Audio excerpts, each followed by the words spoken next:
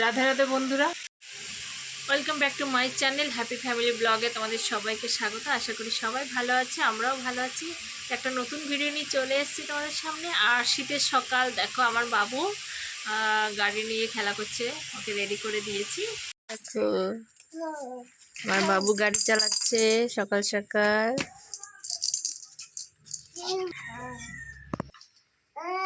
তুমি কি করছো বাবা? গাড়ি চালাচ্ছ?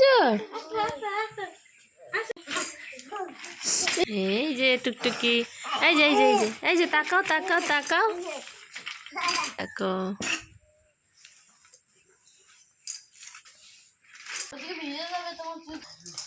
শীত পড়ে গেছে আর শীতের জামা পরিয়ে দিয়েছি। এবার গাড়ি নিয়ে দেখো ওখান দিয়ে হাঁটছে।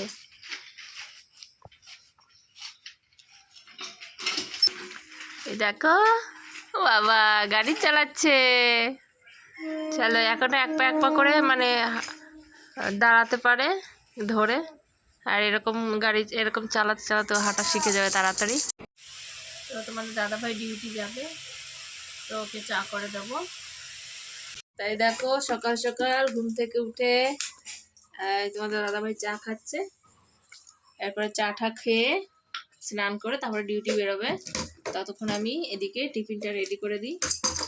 এদিকে আর এদিকে দেখো মায়ের রান্না বান্না হয়ে গেছে সকাল সকাল। এখন তোমার দাদাভাইকে টিফিনটা বেড়ে দেবো, ডিউটি বেরোবে আবার। তোমাদের দাদাভাই খাওয়া দাওয়া হয়ে গেছে, এখন এই যে বেরোবে। আর দেখো যে বাবুকে নিয়ে যাচ্ছে, সে তো পাগল হয়ে গেছে এখন বাবার কাছে যাওয়ার জন্য। চলো একটু এগিয়ে দিয়ে আসি রাস্তা পর্যন্ত।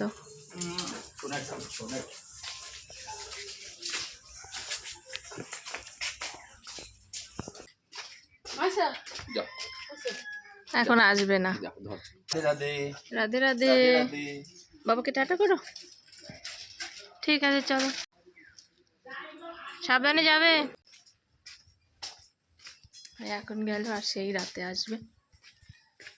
বাবু দেখো মুখ কালো হয়ে গেছে, মুখটা কালো হয়ে গেছে, উনি আসবে না। এই তোমাদের দাদাভাই বেরিয়ে গেলে তারপরে একটু ফ্রি হই, কারণ এই সকাল থেকে খুব তাড়াহুড়ো। উঠে সব কাজবাজ করে রান্না বান্না করে তারপর টিফিন গুছিয়ে দিতে হয়, সেই জন্য।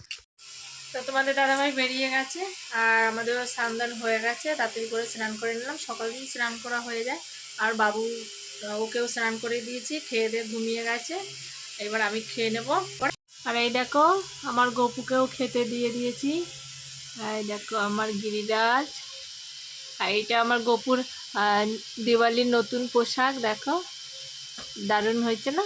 কত সুন্দর লাগছে আমার গপুকে।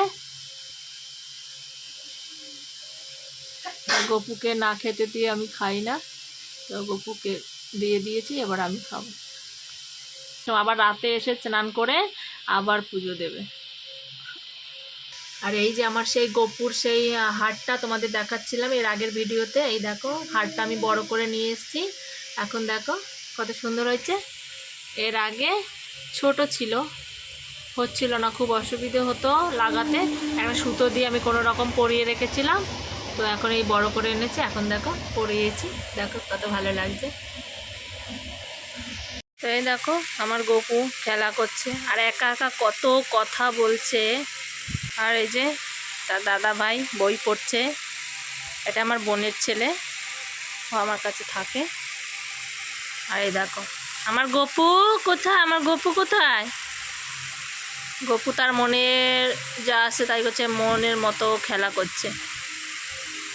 এই দেখো খাট থেকে একা একাই নেমে যায়, কিন্তু নামতে পারে না, কিন্তু নেমে যায়। এবার চেষ্টা করছে, এবার নামতে গিয়ে যদি পড়ে যায় তাহলে তো মাথায় আঘাত পাবে। এই দেখো দেখেছ, এই করে, এত সাহস হয়ে গেছে তোমার, এখনো নামতে পারে না। এইটাই আমার ভয়, জানো তো। কি আবার কি বলছে দেখো, কি করছো? আবার উঠবে, ওটো দেখো এই করে, সারাদিন খাট থেকে নামবে আর উঠবে। ভয় লাগে জানো তো, পড়ে ঠরে গেলে মাথায় আঘাত পাবে, সেই কারণে, কারণ মেজে তো খুব লাগবে। দেখো দেখো দেখো, কিছু একটা ছাপড় দিলেই উঠে যায়। চলো ওঠো ওঠো ওঠো, কি বলছে দেখো, পা তুলে দিচ্ছে, দেখো দেখো পা তুলছে।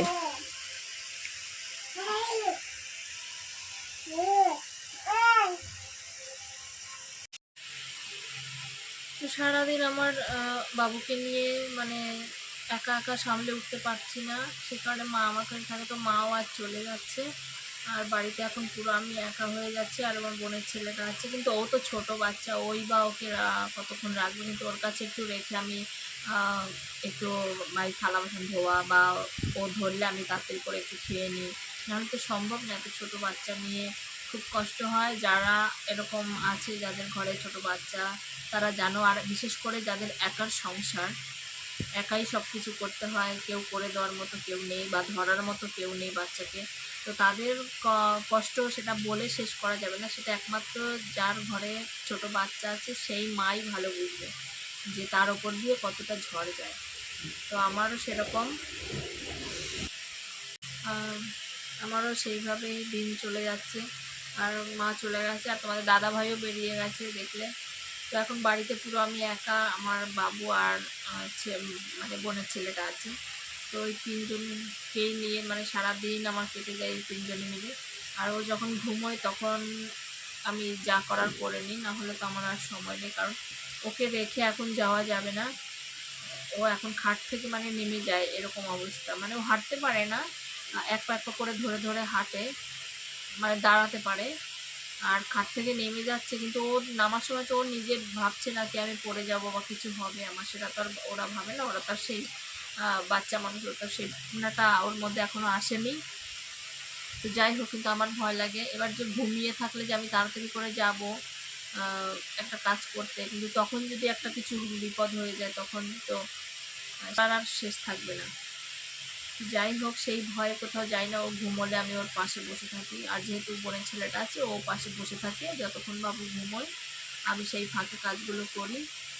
আর বুঝতেই পারছো খুব কষ্ট হয় একা একা, যেমন পারি তেমন করে। তোমার দাদাভাইকে সকাল সকাল টিফিনটা করে দিই, তারপরে আমার ও সকালবেলা ওকে ধরে থাকে, আর আমি টিফিন করে দিয়ে গুছিয়ে দিই। তারপর আমি ধীরে সুস্থে সারাদিনে আমি সংসারের কাজগুলো করে নিই একটু একটু করে।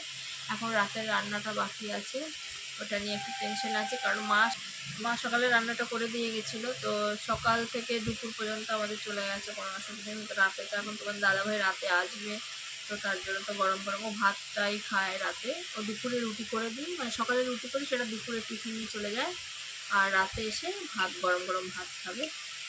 তো আমাকে রান্না করতে হবে। আর বাবু ঘুমোলে আমি সেই ফাঁকে সব কাজকর্ম করে নিচ্ছি যতটুকু পারছি, আমার যতটুকু সম্ভব, কারণ এখনও হাঁটতে পারে না। এতেই এত সমস্যা, মানে কিছুই ঘরে রাখছে না, সব বিছানাপত্র সারাদিন অগোছালো করে রাখে। আর সারাদিনে আমি টাইম পাই না, যখন পাই তখন গুছিয়ে রাখি। কী করবো, কিছু করার নেই বলো। ছোটো বাচ্চা ঘরে থাকলে ঘর কখনো গুছিয়ে তুমি মানে বরে আনতে পারবে না। সে এক দিক দিয়ে গুছাবে, অন্য দিক দিয়ে সে অগোছালো করে রাখবে, কী করবো বলো। আর যখন হাঁটতে পারবে তখন তো ঘরের কোনো কিছু থাকবে না। এখনই বাসন টাসন মানে যা কিছু আছে সব থালা বাসন সব ফেলে দেয় নিচে, জামা কাপড় টেনে টেনে ফেলে, বিছানা তুলে দেয়, বালিশ কাঁথা সব কিছু মানে এলোমেলো করে দিচ্ছে। কী করবো, কিছু করার নেই। তো এইভাবে দিন কাটে, খেলতে না দিলে আবার কান্না করবে, আর ওকে কিছু রেখে কিচ্ছু করা যায় না, মানে আমাকে ছাড়া একটু থাকবে না। এই যে ঘুমিয়ে আছে, আমি সেই ফাঁকে তাড়াতাড়ি করে কাজগুলো করি। চলো কী করবো বলো। আর মা গেছে, মায়ের একটু কাজ আছে, মা আমার কাছেই থাকে বেশিরভাগ সময়, কারণ ও ছোটো যেহেতু আমার বাবু, তো মা বলে যতদিন ও ছোটো আছে আমি একটু করে দিই। আর যেহেতু আমার একা সংসার, তো আমার মা ছাড়া আমার কেউ নেই এখন, আমার মাই আমাকে সব কিছু করে। এখন কদিনের জন্য মা গেছে, আবার আসবে। এখন এই কদিন আমাকে এই কষ্ট করতে হয়, মা থাকলে মাই সব করে দেয়। বলে না, মা ছাড়া এই পৃথিবীতে মা হওয়াটা সম্ভব নয়, মাই একমাত্র মেয়ের কষ্ট বোঝে। তো যাই হোক, আর কী বলবো, এই করেই আমার দিন চলে যায়, সকাল থেকে রাত কখন আমি নিজেও বুঝতে পারি না। এই রাত হয়ে গেছে, আবার কাল সকাল হবে, আবার ডিউটি, আবার সেই কাজ বাজ, এই করে ওকে স্নান করানো, খাওয়ানো, ঘুম পাড়ানো, তার ফাঁকে আমাকে সংসারের কাজগুলো করতে হয়। সব মিলে মানে কষ্ট, কিন্তু কী করবো, জীবন। তো যুদ্ধের জীবন, চলতেই হবে, কিছু করার নেই। তো চলো বন্ধুরা, তোমরা আমার ভিডিওটি শেষ পর্যন্ত দেখার জন্য। তো চলো, কি করব, এই সুখ দুঃখ নিয়ে আমাদের জীবন, কিছু করার নেই। তো ঠিক আছে, সব মিলিয়ে ভালো আছে, চলছে, চলবে। তো চলো, আমার ভিডিওটি শেষ পর্যন্ত দেখার জন্য তোমাদের অসংখ্য ধন্যবাদ। আর ভিডিওটি আমি এখানেই শেষ করব। আর আমার ভিডিওটি ভালো লাগলে অবশ্যই লাইক কমেন্ট শেয়ার করে দিও, আর সাবস্ক্রাইব করে দিও আমার চ্যানেল থেকে। সবাই আমার পাশে থেকো। টাটা বন্ধুরা।